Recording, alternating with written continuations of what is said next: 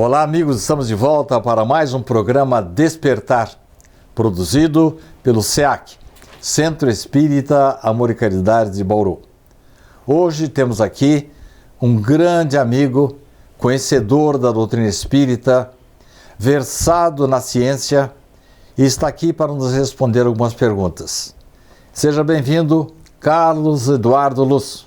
Obrigado, Sidney, obrigado ao SEAC e aos que nos divulgam, né, por essa oportunidade de falar na nossa economia espiritual, como sempre se referia Richard Simonetti.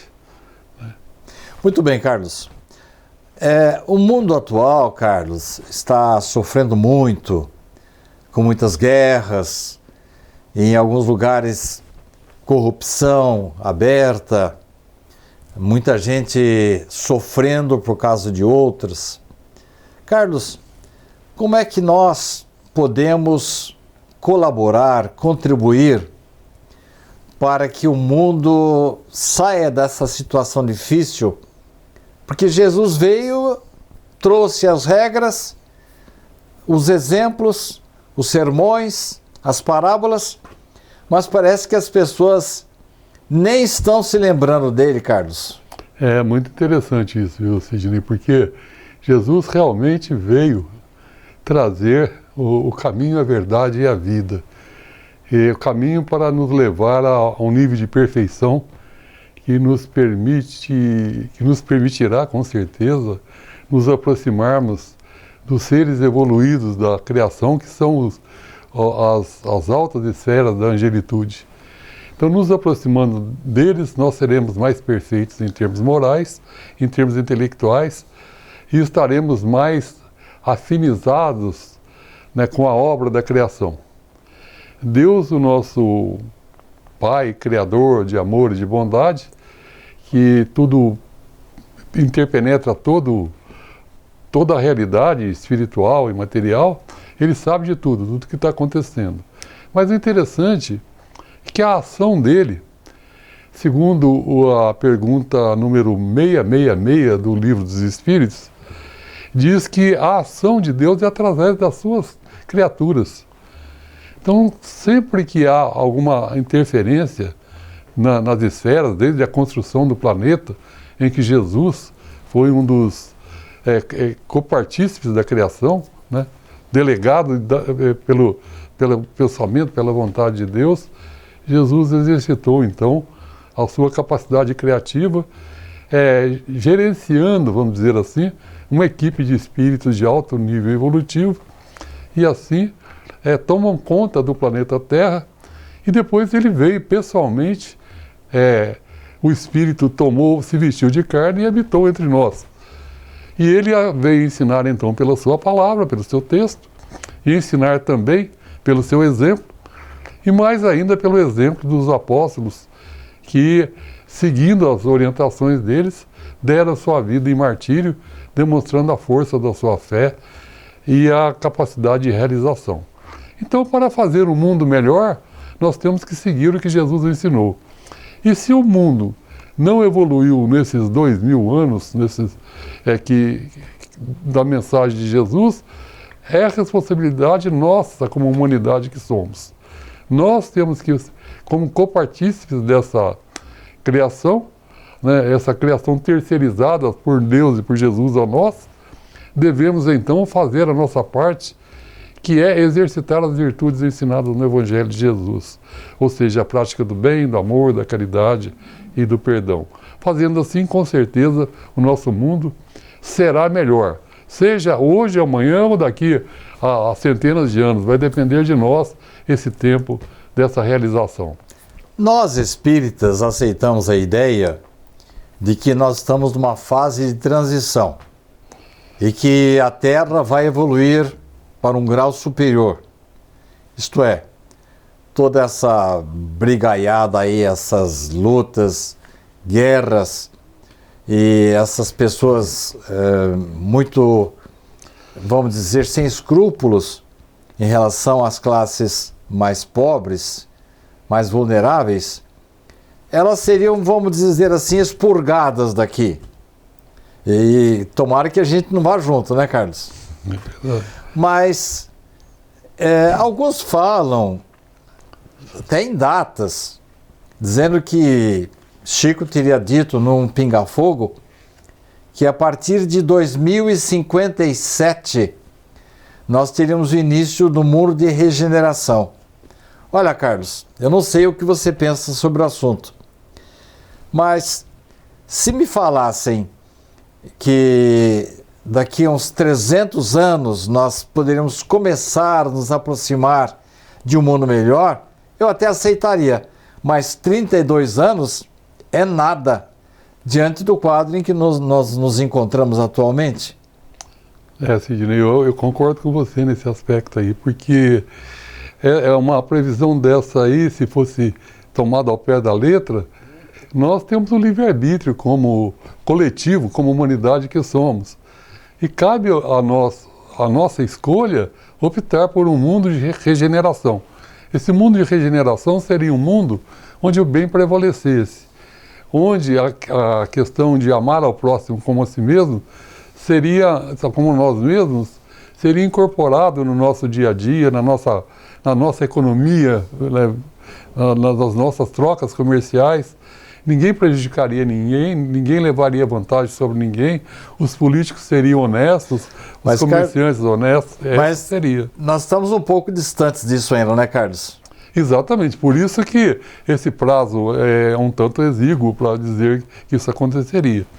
E a questão do remanejamento desses espíritos que insistirem em manter essa prática materialista de buscar o imediatismo, de buscar prazeres, de buscar vantagens, só a realidade material, esses aí seriam transportados para outros orbes mais atrasados, onde eles, através do uso da sua inteligência, já aqui desenvolvida, para ajudar esses povos a desenvolverem. E lá eles aprenderão a moralidade também, que é necessária para a evolução deles. Nós vamos fazer um pequeno intervalo e no bloco seguinte voltaremos ao assunto. Não saia daí, já estaremos de volta.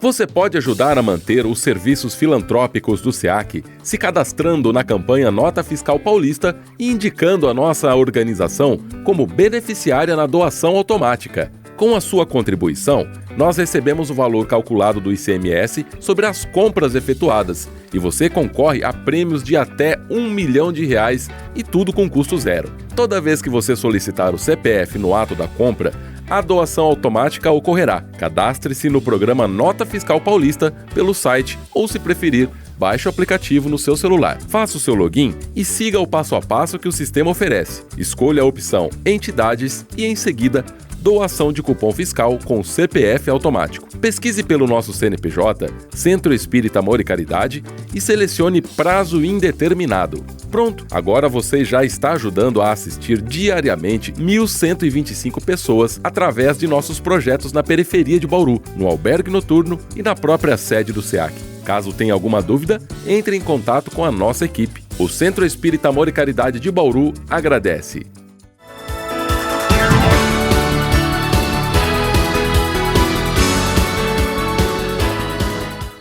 Estamos de volta para o Despertar de hoje com a presença de Carlos Luz. Carlos, nós estamos falando de conseguir conquistar um mundo melhor. A gente dá uma olhada em outros países, Alemanha, Japão e alguns países nórdicos, que são assim muito evoluídos sob o aspecto tecnológico, social. Lá não se tem medo de assalto, você anda livremente nas ruas. Você acha que se o Brasil seguisse esses exemplos, estaria dando algum passo em direção à transformação do planeta num mundo melhor? Sidney, é interessante que realmente, se a gente procurar vivenciar esses valores que esses países têm, né, em termos sociais, em termos de fraternidade, é realmente um exemplo, tanto o Japão, a Noruega e outros países assim. Agora, seria interessante a gente pensar, né, lá eles vivem realmente a essência do ensinamento de Jesus, que é querer para o próximo o bem que quer para si. Mas a gente poderia pensar, será que isso é condição necessária e suficiente para que o mundo seja um mundo de regeneração? E aí a resposta seria o seguinte, não. Por quê? Porque nesses países que têm um índice altíssimo de IDH, ou seja, índice de desenvolvimento humano, lá tem também índices altos de suicídio. Esse aspecto assim paradoxal, né, da estatística, destacado pela estatística, poderia fazer com que nós pensássemos, o que está acontecendo? Né? Eles estão vivendo o que Jesus ensina, mas não estão tendo a felicidade que seria prometido a essas pessoas que vivessem num mundo fraterno? É o que eu penso também, porque nós estamos vendo muito progresso, um desenvolvimento tecnológico e social, mas será que eles são felizes? Exatamente, essa questão do índice de suicídio ser alto mostra que não, né? Isso aí é uma demonstração objetiva, né? Os números, eles mostram isso para a gente. E aí a conclusão, porque a resposta dada por Jesus é que deveria amarás o Senhor teu Deus de todo o teu coração e o próximo como a ti mesmo. Então esse amarás o Senhor teu Deus é admitir a realidade espiritual. Admitir que estamos aqui para evoluir a contraparte espiritual do ser que somos, né? Não só a parte material, que é o nosso corpo físico, mas a parte espiritual. Então o que falta nesses países é exatamente isso. Então eu acredito que a partir dessas pressões geradas pelas guerras, pela problemática gerada pela falta desse conceito de religião, de espiritualidade, ela fará com que a humanidade se desperte para essa realidade espiritual. E a partir dali, então, buscando entender os desígnios de Deus e aplicá-lo em nossa vida, e esses desígnios não são nada mais, nada menos que as virtudes ensinadas no Evangelho de Jesus, aí sim o mundo será um mundo de regeneração. E aí nós teremos índices de felicidade social e teremos índices de felicidade espiritual equivalente. Aí sim o mundo será um mundo de regeneração, onde o bem prevalecerá. Carlos, será que nós vamos precisar que Jesus volte novamente?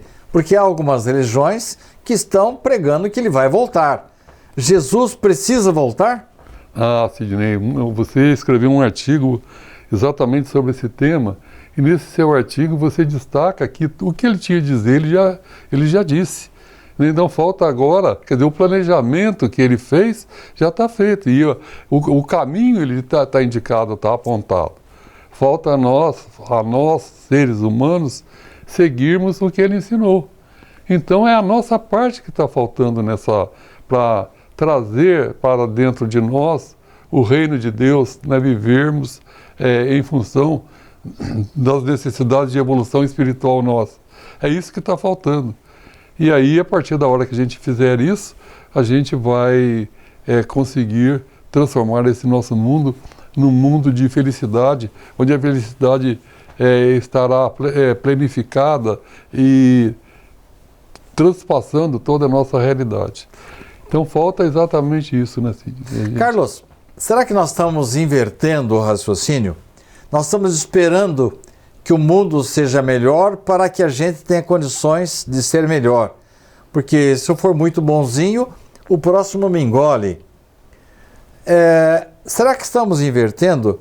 Em vez do processo, vamos dizer, dedutivo, do geral para o particular, teremos que partir do processo indutivo do particular para o geral? Será que é isso, Carlos? Se nós formos honestos e solidários em nossa vida, se nós elegermos para nós, que já estamos no mundo de regeneração, atuando como espírito elevado, nós vamos influenciar o mundo, Carlos? Ótima reflexão que você propôs, Sidney. A relação de causa e efeito aí realmente está invertida. A partir da hora que a gente varrer a porta da nossa casa, o mundo será mais limpo. Esse é o pensamento antigo que se falava.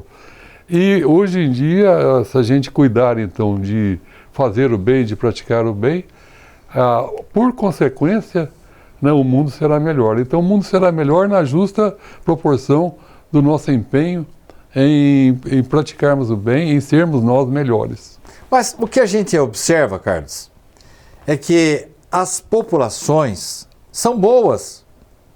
O americano quer o bem, o povo russo quer o bem, o povo da Ucrânia quer o bem, o povo da Europa se sente feliz quando pratica o bem.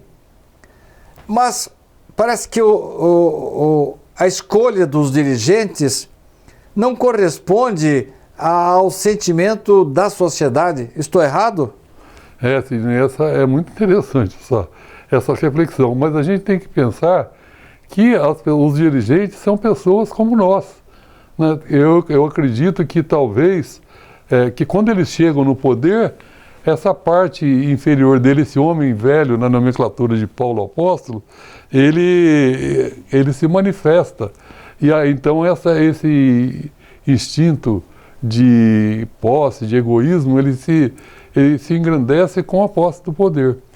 Então, conclusão, todo o povo tem o governo que merece, exatamente nesse pensamento, porque os governantes são amostras dessa população. Então, se nós melhorarmos a população e fizermos melhores escolhas, com certeza nós teremos, então, uma população de dirigentes, né, em termos planetários, melhores. Então, Carlos, na verdade, nós deveríamos já ter assimilado as lições de Jesus. Mas o que a gente percebe é que uma grande parte da população quer o bem, mas isso não chega nas cúpulas. Aliás, há poucos dias eu estava lendo um artigo do Zarcilo Barbosa, daqui de Bauru. Ele cita um autor dizendo que enquanto o político não está no poder, ele combate a corrupção. Quando ele chega ao poder, parece que ele assimila e se esquece dos escrúpulos. Carlos, nós vamos fazer um pequeno intervalo e no próximo bloco eu queria que você comentasse essa questão.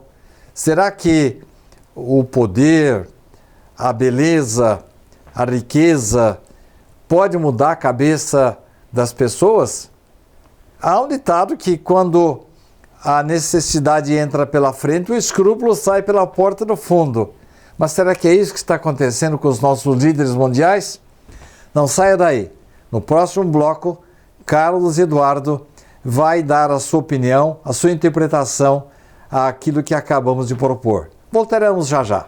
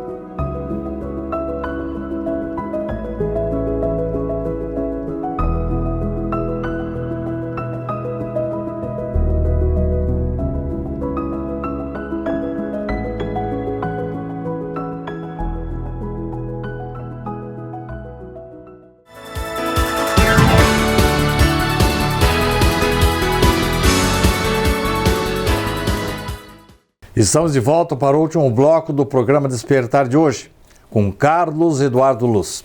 Carlos, No bloco anterior, nós comentamos que há uma regra, parece que assim, na atmosfera política, de que enquanto você não está no poder, você combate a corrupção.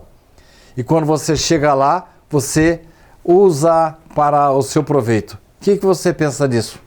É interessante, né, Sidney? O Espiritismo explica que a lei da reencarnação é uma lei biológica. A gente reencarnou muitas vezes e vai reencarnar muitas vezes. Cada encarnação você agrega valores morais e intelectuais ao espírito imortal que somos e que anima em cada encarnação um corpo físico. Então esse processo reencarnatório, ele começa lá no reino animal, né? E lá no reino animal é desenvolvido então o princípio, é chamado de princípio espiritual, nem chamado de espírito. E ali então a agressividade, a violência, né, a lei da selva é que rege a vivência dos animais e a natureza atua de maneira que eles evoluam em termos físicos para que tenha condições de ter de desenvolver a inteligência no espírito e essa inteligência se manifeste num corpo físico mais aparelhado, mais bem agregado. Mas acontece que a gente traz essa herança do reino animal. Então o egoísmo é um fator de evolução no reino animal. Mas no reino humano é aquilo que o Richard Simonetti falava, é como um barco que a gente usou na região da planície e que agora, caminhando por uma região de montanhas, o barco passa a ser um transtorno. Então o que foi um diferencial para a gente evoluir no reino animal, no reino hominal, né, ou seja, como seres humanos, passa a ser um transtorno. Então, esse egoísmo que a gente reencarnou várias vezes como princípio espiritual, ele é muito forte dentro de nós. É o que Paulo apóstolo chama de homem velho. E cabe a nós, então, como exercício existencial, exercício para desenvolver a musculatura da nossa vontade, né, eliminar esse condicionamento tão forte dentro de nós. Então, eliminar o egoísmo em nós, assim como orgulho e outras não virtudes, é responsabilidade nossa e é um instrumento pedagógico da evolução, né, que Deus nos permite para que nós possamos, então, fortalecer a nossa vontade e, assim, irmos agregando esses valores e nos aproximando, então, do pensamento de Deus, do pensamento de amor de Deus e desenvolver em nós, então, a nossa parte angelical. Então, dormindo dentro de nós está essa realidade ainda. Essa realidade ainda animal, literalmente animal, que vive dentro de nós. E quando alguém assume um cargo de poder, a gente diz que o poder corrompe, né? E o poder absoluto se corrompe absolutamente, né? Que a gente está vendo até por aí algum exemplo parecido. Então, numa situação dessa, o que acontece é emergir de dentro de nós esse homem velho, esse que na verdade está mais do reino animal do que do reino nominal. E ali, esse egoísmo, essa predominância do mais forte sobre o mais fraco, ele toma uma atitude ali dentro. Agora, quando, para a gente resolver isso, a gente educando as pessoas dentro de uma moralidade baseada no princípio cristão do amor ao próximo e da fraternidade, ele não vai ter como emergir essa agressividade dentro de nós. Não será mais combustível para que essa agressividade possa aparecer. Né? E aí, então, a solução é a educação moral, principalmente, é que vai resolver o nosso problema da corrupção, né, nos meios em que a humanidade do futuro viverá. Carlos, nós estamos no final do programa já, e nós espíritas temos a mania de deixar para a próxima encarnação. Os irmãos católicos evangélicos falam que aquele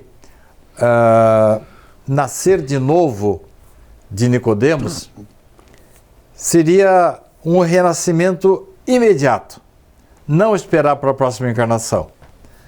Nós espíritas não podemos deixar para a próxima encarnação também, porque os irmãos católicos e evangélicos estão certos, nós temos que renascer já. Esse renascimento Esta conquista do homem novo é a solução para um mundo melhor, Carlos? Realmente esse renascimento para as verdades ensinadas por Jesus, assumir Jesus como caminho, a verdade e vida, internalizando esse conhecimento e vivenciando o que Jesus ensina, seria então a parte poética dessa frase aí. Sendo que, considerando, obviamente, que ela foi literal. Quando Jesus respondeu a Nicodemos que devemos renascer de novo para chegar à perfeição e habitar as realidades espirituais elevadas, é um texto literal. E a ciência, hoje em dia, a Stevenson, com mais de 3 mil casos de crianças que se lembram espontaneamente de ter vivido outras vidas, coloca a reencarnação como uma lei biológica. Mas não podemos deixar para a próxima encarnação. De maneira nenhuma. A gente tem que cuidar, né? A boa prática nossa é eliminarmos de dentro de nós tudo aquilo que atravanca o nosso progresso espiritual, né? Parafraseando lá o humorista, né? Realmente, Carlos, a sua presença foi muito interessante e eu gostaria de convidá-lo para retornar numa próxima oportunidade, que nós temos ainda muitas dúvidas em torno do assunto. A você, muito obrigado pela sua companhia, pela sua presença, e na próxima semana estaremos de volta com mais um Despertar com o assunto do seu interesse. Muito obrigado pela sua presença, Carlos. Eu agradeço a você e agradeço a audiência também. Na próxima semana estaremos de volta com mais um programa Despertar.